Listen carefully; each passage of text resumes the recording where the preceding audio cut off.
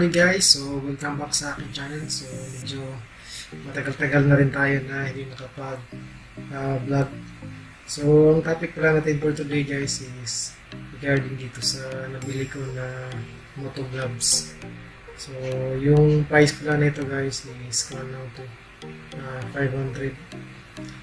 So itong gloves na to guys is kung titingnan mo siya ng maigi, hindi mo malaman kung ano yung brand nito.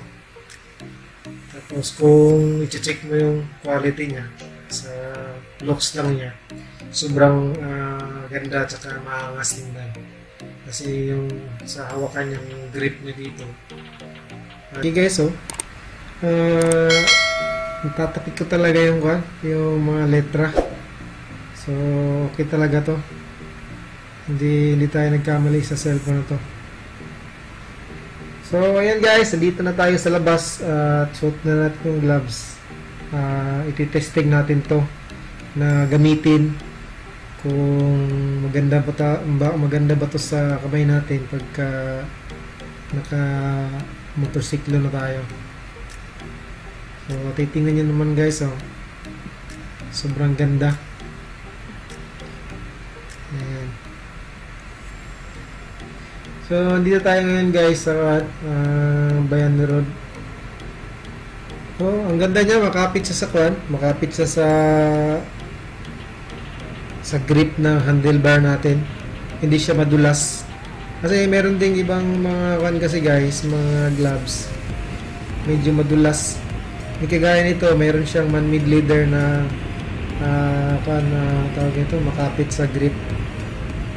So mamaya guys, i-testing lang natin to kung hanggang saan to siya maganda sa pakiramdam. Kasi sa mga previous ko kasi na gloves, ganito din siya nagamit ko, yung may plastic yung sa knuckle. Medyo masakit yun, sumasakit yung kamay ko pagka matagalan.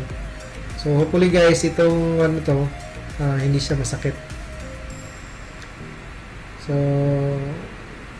babalikan ko kayo guys. I-drive lang muna tayo. So, ayan guys. Medyo malayo na tayo. Nangangawit na yung kamay ko at masakit yung knuckle ko. Yung dito sa knuckle, masakit. Kaya kailangan mo pang galawin. So, yung impression ko lang sa to is super ganda. Pero pagka actor na gamitan na, ay pangit siya guys. So maganda pa rin yung isang gloves na walang plastic.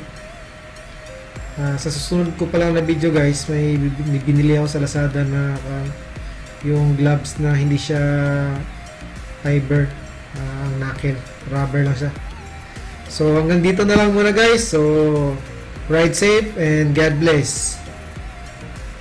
I'm out. Bye-bye.